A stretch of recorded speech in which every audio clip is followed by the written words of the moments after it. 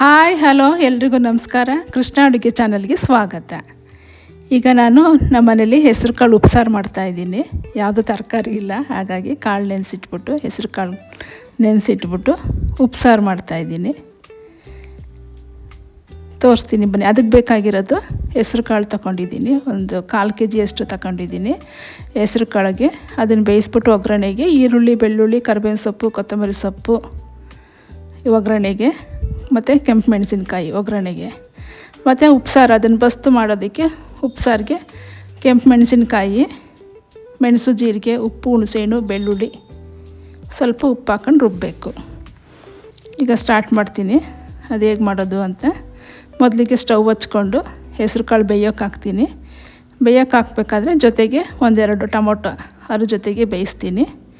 ಈಗ ಇದು ಬೇಯ್ತಾ ಇರಲಿ. ಈಗ ಸಾಂಬಾರಿಗೆ ರೆಡಿ ಮಾಡ್ಕೊತೀನಿ. ಮೆಣಸಿನ್ಕಾಯಿ ಬಿಸಿ ಮಾಡ್ಕೋಬೇಕು. ಒಂದು ಸಣ್ಣ ಬಾಣಲೆ ಇಟ್ಕೊಂಡು ಮೆಣಸಿನ್ಕಾಯಿನ ಬಿಸಿ ಮಾಡ್ಕೊತೀನಿ. ಬಿಸಿ ಮಾಡಿಕೊಂಡು ಮೆಣಸಿನ್ಕಾಯಿ, ಮೆಣಸು, ಜೀರಿಗೆ, ಉಪ್ಪು, ಹುಣಸೆಹಣ್ಣು, ಬೆಳ್ಳುಳ್ಳಿ ಎಲ್ಲ ಸೇರಿಸಿ ಬಿಸಿ ಮಾಡ್ಕೋಬೇಕು. ಬಿಸಿ ಮಾಡಿಕೊಂಡು ಅದು ಆರಿದ್ಮೇಲೆ ಒಂದು ಸಣ್ಣ ಜಾರಲ್ಲಿ ರುಬ್ಕೋಬೇಕು. ನೈಸಿಗೆ ರುಬ್ಕೋಬೇಕು. ನೀರು ಹಾಕ್ತೆ ರುಬ್ಕೋಬೇಕು ಫಸ್ಟು. ಆಮೇಲೆ ಸ್ವಲ್ಪ ಸಣ್ಣಗಾದ್ಮೇಲೆ ತುಂಬ ನೈಸಾದ್ಮೇಲೆ ಇನ್ನು ಸ್ವಲ್ಪ ನೀರು ಹಾಕಿ ರುಬ್ಕೊಂಡ್ರೆ, ತುಂಬ ಸಣ್ಣಗೆ ರುಬ್ಕೊಂಡ್ರೆ ಚೆನ್ನಾಗಿರುತ್ತೆ. ಈಗ ಆಯಿತು. ಇದು ಕಾಳು ಬೆಂದೈತೆ ನೋಡೋಣ ಬನ್ನಿ. ಕಾಳು ಇನ್ನು ಸ್ವಲ್ಪ ಬೇಯಬೇಕು. ಅನ್ನುವಾಗ ಉಪ್ಪು ಹಾಕಬೇಕು. ಸ್ಟಾರ್ಟಿಂಗಲ್ಲಿ ಉಪ್ಪು ಹಾಕ್ಬಾರ್ದು. ಸ್ವಲ್ಪ ಬೆಂದಾದಮೇಲೆ ಉಪ್ಪು ಹಾಕಬೇಕು ಹೆಸರು ಕಾಳಿಗೆ. ಅದಕ್ಕೆ ಉಪ್ಪು ಹಾಕಿ ಬೇಯಿಸ್ತಾಯಿದ್ದೀನಿ. ಈಗ ಉಪ್ಸಾರು ಖಾರ ರುಬ್ಕೊಂಡೆ. ನಮ್ಗೆ ಎಷ್ಟು ಬೇಕೋ ಅಷ್ಟು ಹಾಕ್ಕೊಂಡು ಇನ್ನು ಬಾಕಿದನ್ನ ಒಂದು ಬಟ್ಲಿಗೆ ಎತ್ತಿಟ್ಕೋಬೇಕು. ಜಾಸ್ತಿ ಖಾರ ಬೇಕು ಅಂದರೆ ಸಾಂಬಾರಿಗೆ ಹಾಕ್ಕೊಳ್ಳೋದು, ಇಲ್ಲಾಂದರೆ ಎತ್ತಿಟ್ಕೋಬೋದು. ಜಾಸ್ತಿ ಆಯಿತು ಅಂತ ಅಂದರೆ ಎತ್ತಿಟ್ಬಿಟ್ಟು ಅದಕ್ಕೇ ಜಾರ್ಗೆ ಕೊತ್ತಂಬರಿ ಸೊಪ್ಪು, ಟೊಮೊಟೊನ ರುಬ್ಕೊತಾ ಇದ್ದೀನಿ.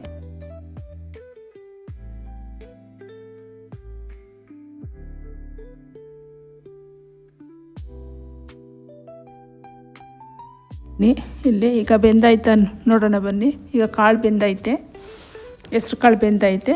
ಬೆಂದಾದಮೇಲೆ ಈಗ ಒಂದು ಇದು ತಗೊಂಡು ಬಸಿಯೋದು ಪಾತ್ರೆ ತಗೊಂಡು ಬಸ್ಕೋಬೇಕು. ಅದಕ್ಕೆ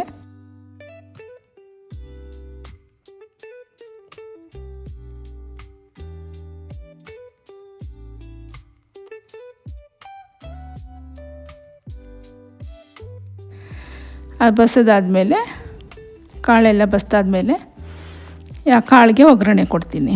ಈರುಳ್ಳಿ, ಬೆಳ್ಳುಳ್ಳಿ ಹಾಕಿ ಒಗ್ಗರಣೆ ಕೊಡ್ತೀನಿ. ಕರಿಬೇವಿನ ಸೊಪ್ಪು, ಈರುಳ್ಳಿ ಬೇಯಬೇಕಾದ್ರೆ ಸ್ವಲ್ಪ ಉಪ್ಪು ಹಾಕ್ಕೊಂಡು ಕಲರ್ ಚೇಂಜ್ ಆಗಬೇಕು. ಕಾಳು ಮಾತ್ರ ತಗೊಂಡು ಕಾಳಿಗೆ ಒಗ್ಗರಣೆ ಕೊಡ್ತೀನಿ.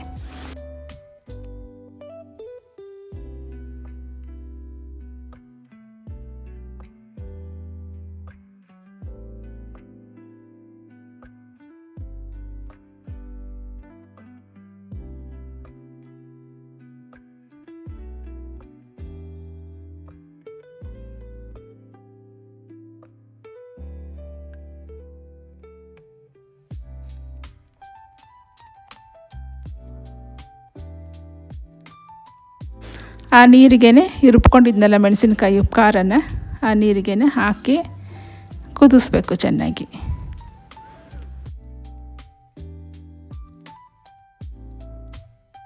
ಈಗ ಉಪ್ಸಾರು ರೆಡಿ ಆಯಿತು. ಇದ್ರ ಜೊತೆಗೆ ಈ ಉಪ್ಸಾರು ಜೊತೆಗೆ ಮಾವಿನಹಣ್ಣು ಟೈಮ್ ಅಲ್ವ ಇದು, ಗಿಣಿ ಮಾವಿನಕಾಯಿ ಅಂತೀವಲ್ಲ ಆ ಥರದ್ದು ಗಿಣಿ ಮಾವಿನಕಾಯಿನ ಸ್ವಲ್ಪ ಕಟ್ ಮಾಡ್ಕೊಂಡು ಅದಕ್ಕೆ ಉಪ್ಸಾರು ಖಾರ ಹಚ್ಕೊಂಡು ತಿಂದರೆ ಉಪ್ಸಾರಿಗೆ ಒಂದು ಮುದ್ದೆ ಊಟ ಮಾಡ್ಕೋಬೋದು. ಅಷ್ಟು ರುಚಿಯಾಗಿರ್ತದೆ. ಮಾವಿನಕಾಯಿ ನೆಂಚ್ಕೊಂಡು ತಿಂದರೆ ಊಟನ ಒಂದು ಮುದ್ದೆ ತಿನ್ಕೋಬೋದು. ಹೆಸರು ಕಾಳು ಉಪ್ಸಾರು ರೆಡಿ ಆಯಿತು ನೋಡಿ. ಈಸಿ ಅಲ್ವಾ ಇದು?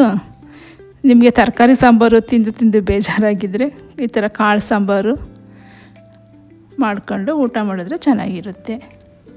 ಹೆಸರು ಕಾಳು ತುಂಬ ಆರೋಗ್ಯಕ್ಕೆ ಒಳ್ಳೆಯದಲ್ವಾ? ಹೆಸರು ಕಾಳು ಉಪ್ಸಾರು ಮಾವಿನಕಾಯಿ ನೆಂಚ್ಕೊಂಡು ಊಟ ಮಾಡಿದ್ರೆ ಚೆನ್ನಾಗಿರುತ್ತೆ. ಇದೇ ರೀತಿ ಹೆಚ್ಚಿನ ವೀಡಿಯೋಸ್ಗಾಗಿ ನನ್ನ ಚಾನಲ್ಗೆ ಸಬ್ಸ್ಕ್ರೈಬ್ ಆಗಿ ಇದೇ ರೀತಿ ಸಪೋರ್ಟ್ ಮಾಡ್ತಾಯಿರಿ. ಇಷ್ಟ ಆದರೆ ಶೇರ್ ಮಾಡಿ, ಒಂದು ಕಮೆಂಟ್ ಬಾಕ್ಸಲ್ಲಿ ಕಮೆಂಟ್ ಹಾಕಿ. ಧನ್ಯವಾದಗಳು.